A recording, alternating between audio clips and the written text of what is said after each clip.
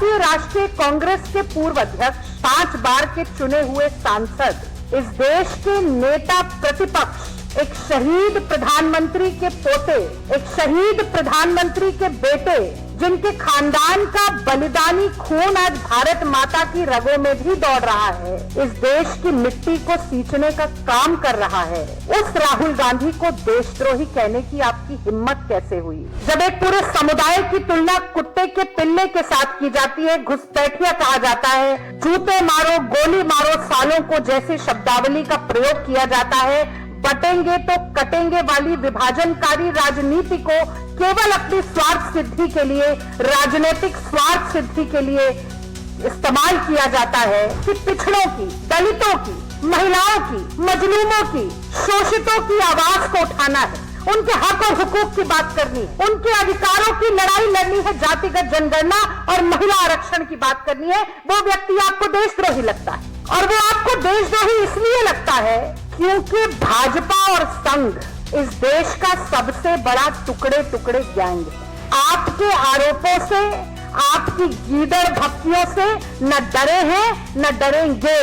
देश का नमक खाकर भी नमक हलाली आप गौतम अडानी की करेंगे तो आपको गिरेबान से पकड़ने की हिम्मत भी राहुल गांधी रखते हैं। आज ये मैं बात कहना चाहती हूं। जब बिन बुलाए नवाज शरीफ के जन्मदिन पर बिरयानी खाने जाते हैं और फिर पाकिस्तान लगातार हमारी सीमाओं पर प्रहार करता है, हमारे सैनिक शहीद होते हैं, देश को मुंह की खानी पड़ती है, तो ये देशद्रोह नहीं दिखाई देता आपको? ऐसी विरोधाभासी बातें करने वाले, ऐसा दोहरा चरित्र रखने वाले, ऐसा दोगलापन करने वाले, झूठे, फरेबी और पाखंडी भाजपाइयों और संघियों के आरोपों पर आज देश की जनता हंस रही है। जब आसमान की तरफ मुंह करके थूकते हैं तो उनका क्या हश्र होता है, क्या दुर्गति होती है, ये आज की प्रेस वार्ता में मैं बताने का काम करूंगी। तो बहुत ही दुर्भाग्यपूर्ण घटना कल घटित हुई। भारतीय राष्ट्रीय कांग्रेस इस देश की सबसे पुरानी पार्टी, सबसे पुराना राष्ट्रीय राजनीतिक दल, भारतीय राष्ट्रीय कांग्रेस के पूर्व अध्यक्ष, 5 बार के चुने हुए सांसद, इस देश के नेता प्रतिपक्ष, एक शहीद प्रधानमंत्री के पोते, एक शहीद प्रधानमंत्री के बेटे, एक ऐसे व्यक्ति जिनके खानदान का बलिदानी खून आज भारत माता की रगों में भी दौड़ रहा है, इस देश की मिट्टी को सींचने का काम कर रहा है, उस राहुल गांधी को देशद्रोही कहने की आपकी हिम्मत कैसे हुई? आपकी जुर्रत कैसे हुई? और इतनी धृष्टता, इतनी निर्लज्जता, इतना घटियापन आप अपने पब्लिक डिस्कोर्स में कैसे लाते हैं? मुझे लगता है आज ये देश की जनता जानना चाहती है। तो पूरे देश में जब सांप्रदायिकता, नफरत और हिंसा का जहर घोलने का काम हो रहा है, जब एक पूरे समुदाय की तुलना कुत्ते के पिल्ले के साथ की जाती है, घुसपैठिया कहा जाता है, कपड़े देखकर पहचानने की बात होती है, और बड़ी माफी के साथ मैं शब्द का प्रयोग करूंगी, जूते मारो, गोली मारो, सालों को जैसे शब्दावली का प्रयोग किया जाता है, बटेंगे तो कटेंगे वाली विभाजनकारी राजनीति को केवल अपनी स्वार्थ सिद्धि के लिए, राजनीतिक स्वार्थ सिद्धि के लिए इस्तेमाल किया जाता है, तब ऐसे में एक व्यक्ति ये ठानता है, एक नेता ये दृढ़ संकल्प लेता है कि कन्याकुमारी से कश्मीर तक, मणिपुर से मुंबई तक मोहब्बत के फेविकोल से भारत को जोड़ना है। वो व्यक्ति आपको देशद्रोही लगता है। एक ऐसा व्यक्ति जो ये ठानता है कि पिछड़ों की, दलितों की, महिलाओं की, मजलूमों की, शोषितों की आवाज को उठाना है, उनके हक और हुकूक की बात करनी है, उनके अधिकारों की लड़ाई लड़नी है, जातिगत जनगणना और महिला आरक्षण की बात करनी है, वो व्यक्ति आपको देशद्रोही लगता है। एक ऐसा व्यक्ति जो संविधान अपने हाथों में लेता है और कहता है कि महात्मा गांधी के देखे हुए सपने को साकार करूंगा, पंक्ति में खड़े हुए अंतिम व्यक्ति के आंसू पोंछूंगा, वो व्यक्ति आपको देशद्रोही लगता है। एक ऐसा व्यक्ति जो मजदूरों के, किसानों के, ड्राइवर हो, मैकेनिक हो, मोची हो, बढ़ई हो, उनके जीवन को जीकर उनकी तकलीफों को खुद महसूस करके निवारण और समाधान ढूंढने का काम करता है, वो आपको देशद्रोही लगता है। एक व्यक्ति जो इस देश की जनता, जिस पर स्वयंभू महामानव केवल अपने मन की बात थोपने का बीड़ा उठाए बैठे हैं, उस जनता जनार्दन के कंधे से कंधा, कदम से कदम मिलाकर चलता है, उनके आंसू पोंछने का, उनको ढांढस बंधाने का, उनके जख्मों पर मलहम लगाने का काम करता है, वो आपको देशद्रोही लगता है।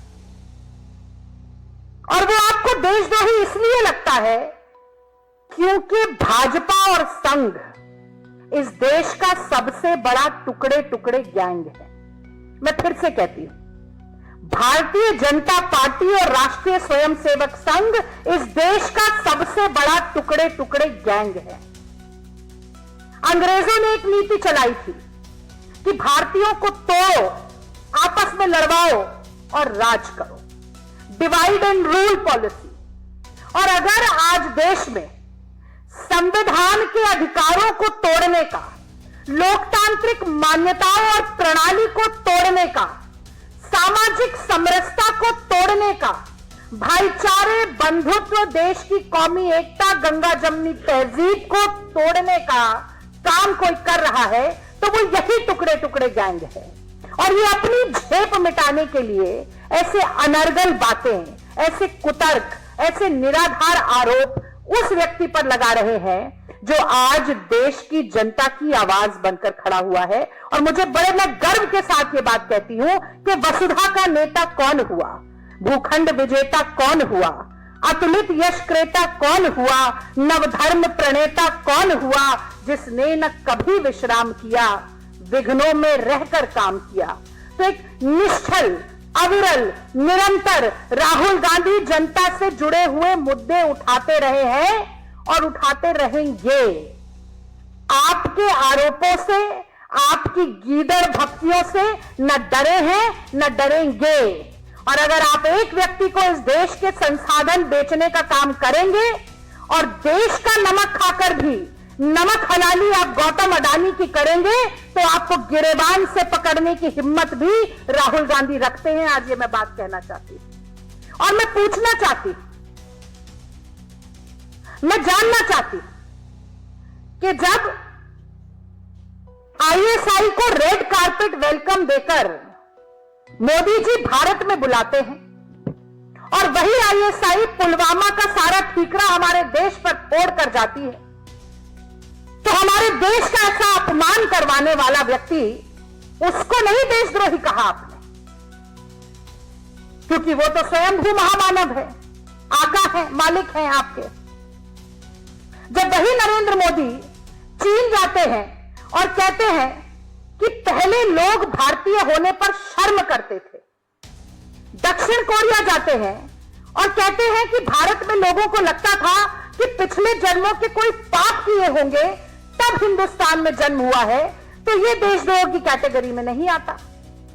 जब बिन बुलाए नवाज शरीफ के जन्मदिन पर बिरयानी खाने जाते हैं और फिर पाकिस्तान लगातार हमारी सीमाओं पर प्रहार करता है, हमारे सैनिक शहीद होते हैं, देश को मुंह की खानी पड़ती है, तो ये देशद्रोह नहीं दिखाई देता आपको।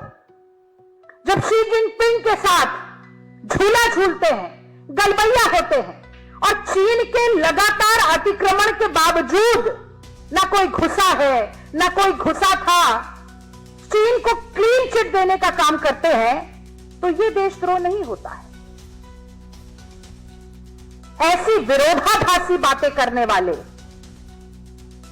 ऐसा दोहरा चरित्र रखने वाले, ऐसा दोगलापन करने वाले, झूठे, फरेबी और पाखंडी भाजपाइयों और संघियों के आरोपों पर आज देश की जनता हंस रही है।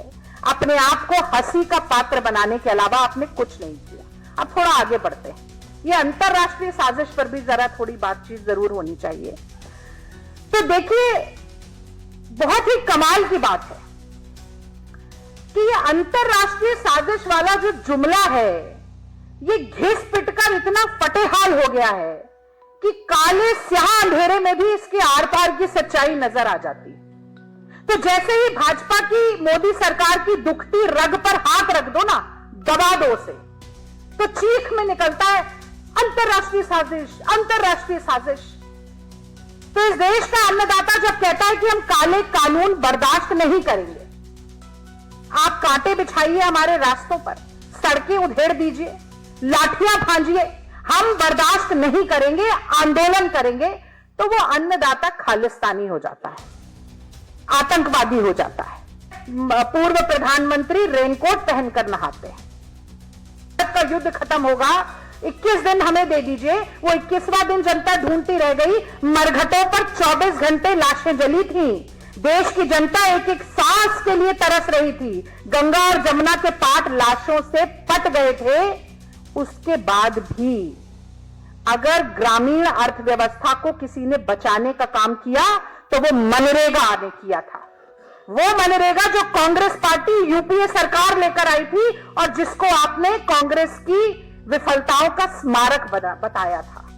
तो हमसे तो जितना हो सका हमने मदद करने की कोशिश की, लेकिन भैंस के आगे कितनी भी बीन बजा ले कि जीडीपी 5.4% पर क्यों आ गई। आज जब आपसे पूछा जा रहा है कि ना ग्रोथ है ना जॉब है, ऐसी परिस्थिति क्यों है। आज जब आपसे पूछा जा रहा है कि रुपया डॉलर की तुलना में सबसे नीचे क्यों गिरता जा रहा है, आज जब आपसे पूछा जा रहा है कि देश की महंगाई दर 6%, खुदरा महंगाई दर 6% और सब्जियों की महंगाई दर 42.15% क्यों हो गई है, कि मैन्युफैक्चरिंग ग्रोथ 2.2% तक क्यों नीचे आ गई है, तो आप कह रहे हैं अंतरराष्ट्रीय साजिश है। आप कितना भी ठीकरा फोड़ने की कोशिश करें किसी भी अंतरराष्ट्रीय एजेंसी पर, किसी भी संगठन का, किसी भी प्रोजेक्ट का नाम आप लेना चाहें, लेकिन पहली जिम्मेदारी अर्थव्यवस्था को सुदृढ़ करने की नरेंद्र मोदी जी और निर्मला सीतारमण जी आपकी है। विपक्ष के नाते हमने बहुत साथ दिया, लेकिन लोकतंत्र की मजबूती प्रश्न पूछने से होती है और हम प्रश्न पूछेंगे, आपको कटघरे में भी खड़ा करेंगे। अब संसद को नहीं चलने दे रहे हैं, संसद में डिसरप्शन होता है, वो भी अंतरराष्ट्रीय साजिश है। तो मैं जानना चाहती हूं कि जब अरुण जेटली जी ने कहा था, और मैं कोट करती हूं, parliamentary obstruction is not undemocratic, it is a legitimate strategy, unquote. तो अरुण जेटली जी भी किसी अंतरराष्ट्रीय साजिश को ही अंजाम दे रहे होंगे। जब सुषमा स्वराज जी ने कहा था, मैं फिर कोट करती हूं, not allowing parliament to function is a form of democracy like any other, unquote, तो वो भी शायद सुषमा जी भी किसी अंतरराष्ट्रीय साजिश को अंजाम दे रही होंगी। भाई 10 साल की प्रचंड बहुमत की सरकार चलाने के बाद भी नरेंद्र मोदी जी को आज तक ये बात समझ में नहीं आई कि संसद को चलाने का पहला उत्तरदायित्व सत्ताधारी दल का होता है। और अगर विपक्ष उनसे कहता है कि अडानी स्कैम पर बात कीजिए, महंगाई पर बात कीजिए, गिरती हुई जीडीपी पर बात कीजिए, महिलाओं की सुरक्षा पर बात कीजिए, रुपये पर बात कीजिए, संभल पर बात कीजिए, तो हाउस को आप एडजर्न कर देते हैं। पहले 5 दिनों में संसद कैसे चली? Lok Sabha 61 minute, Rajya Sabha 89 minute. House आप एडजर्न करें, डिबेट आप होने ना दें, लोकतंत्र के मंदिर पर ताला आप लगाएं, विपक्ष लोकतंत्र के प्रांगण में खड़ा होकर नारेबाजी भी अगर करे तो आप कहते हैं कि हम लोकसभा को चलने नहीं देते, और अपने ही नेताओं के जो वक्तव्य हैं उनसे पल्ला झाड़ने का काम करते हैं। तो मुझे लगता है कि आरोप लगाना बहुत आसान है, और निराधार आरोप लगाना उससे भी ज्यादा आसान है, क्योंकि मनोहर कहानियां गढ़ने में और जुबान हिलाने में टैक्स थोड़ी लगता है, कुछ भी बोल जाइए। लेकिन गंभीरता के साथ राजधर्म का पालन करना कितना मुश्किल है मोदी जी, ये तो अटल बिहारी वाजपेयी जी ने भी आपको सिखाया था, और मुझे लगता है इतने साल बीत जाने के बाद भी आप सीख नहीं पाए। और बस अंतिम बात मैं ये कहूंगी कि जिनके डीएनए में ही देशद्रोह हो, और मैं उन लोगों की बात कर रही हूं जिनके पुरखे अंग्रेजों को माफीनामे लिखते थे नाक रगड़ के अपने, जो अंग्रेजों की पेंशन पर जीते थे, अंग्रेजों के मुखबिर बन के। जिनके पुरखों ने संविधान को कभी अपनाया ही नहीं। बाबा साहब अंबेडकर के संविधान को वो चाहते थे कि जलाया जाए, और मनुष्य जलाया जाए ही नहीं, जलाते थे।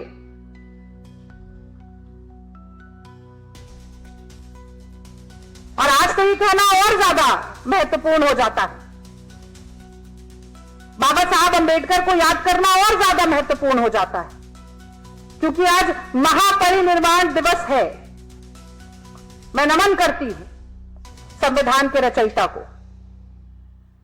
तो बाबा साहब अंबेडकर वहां संविधान लिखते हैं, यहां ये रामलीला ग्राउंड में उसकी प्रतियां जलाते हैं और कहते हैं कि मनुस्मृति को संविधान बनाया जाए।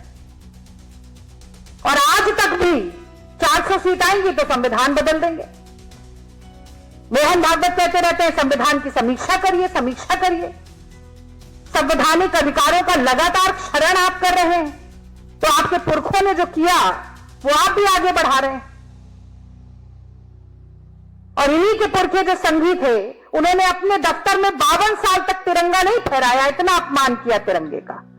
तो ये नस्ल ही देशद्रोहियों की नस्ल है। जिनके डीएनए में ही देशद्रोह हो, वो दूसरों को क्या आरोप लगाएंगे कि अगर कोई देशद्रोही टुकड़े टुकड़े गैंग है तो वो भाजपा और आरएसएस है। और अंत में मैं बस इतना ही कहूंगी कि आप चाहे कितना भी आसमान की तरफ मुंह करके थूकते रहिए, आप ही का मुंह गंदा होने वाला है। बहुत बहुत धन्यवाद। अगर कोई सवाल है तो मैं जरूर उसका जवाब देना चाहूंगी। रागिनी जी, कांग्रेस ने कल पूरे हाउस को अटेंड किया, शोर शराबा भी हुआ लोकसभा में, तो आज आप लोगों की क्या स्ट्रैटेजी रहेगी? क्योंकि कल आप लोगों ने डिमांड किया था कि निशिकांत दुबे और संबित पात्रा माफी मांगे अपने बयान को लेकर। देखिए, आज की पूरी प्रेस वार्ता में ये बात मैंने बड़ी साफगोई के साथ कही कि जो भी आरोप कल प्रेस वार्ता के जरिए या संसद के पटल पर लगाए गए वो कितने निराधार थे और किस तरीके से अर्थ का अनर्थ करने की कोशिश की गई, और सिर्फ कंजेक्चरिंग, सफेद झूठ और हवाई कहानियों के जरिए देश के नेता प्रतिपक्ष पर लांछन लगाने की चेष्टा की गई। जो कल की मांग है वो हम आज भी दोहराते हैं, पर जिस तरह से एक तानाशाही का रवैया चल रहा है, विपक्ष की आवाज को, विपक्ष के विरोध के स्वर को हलक में ही घोटने की साजिश चल रही है, मुझे नहीं लगता कि हमारी मांग इतनी आसानी से पूरी हो जाएंगी। और जब तक नहीं होगी तो जो कहा जाता है कि हर जोर जुल्म की टक्कर में संघर्ष हमारा नारा है। और हाँ, कांग्रेस पार्टी संघर्षरत रही है, न सिर्फ अपने नेताओं की, अपनी पार्टी की प्रतिष्ठा के लिए, बल्कि जनता जनार्दन के अधिकारों और हक और हुकूक के लिए। तो हम संभल भी जाएंगे, हम महंगाई पर भी बात करेंगे, हम जीडीपी पर भी बात करेंगे, और सबसे महत्वपूर्ण, जिस पर पूरी भारतीय जनता पार्टी समेत मोदी जी मुंह छिपाकर फिर रहे हैं, अडानी स्कैम पर भी पूरी चर्चा संसद में होगी। जब तक नहीं होगी तो हमारे पास जो लोकतंत्र ने संघर्ष का रास्ता दिया है उसे हम अपनाएंगे।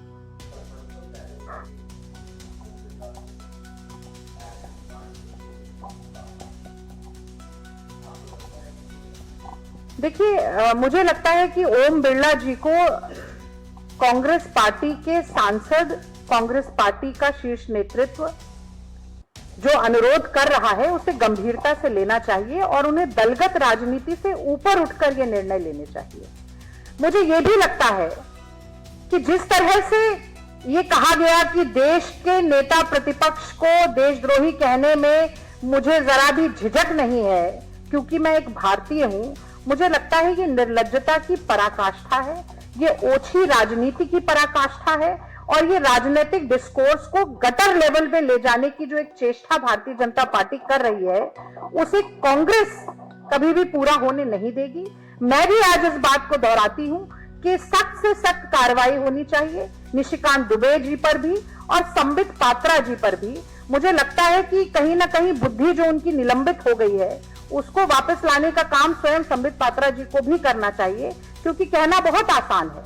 मैं भी एक हेनरी किसिंजर के साथ मोदी जी की तमाम फोटोएं उनको लहराकर दिखा सकती हूँ कि 1971 के समय में जो भारत के खिलाफ सबसे बड़ी साजिश रचने वाले राजनायक हेनरी किसिंजर के साथ भी मोदी जी गलबैया हो रहे थे। लेकिन देशद्रोह जैसे शब्द का इस्तेमाल भी गंभीरता के साथ होना चाहिए, सोच समझकर होना चाहिए।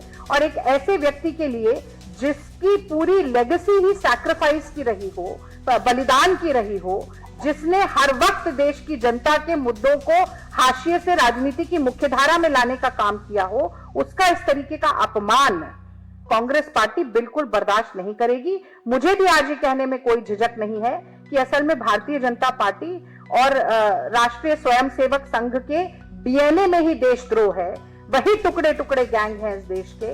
और इसीलिए वो कहा जाता है ना, जाकी रही भावना जैसी, तिह मूरत प्रभु की देखी तिन तैसी।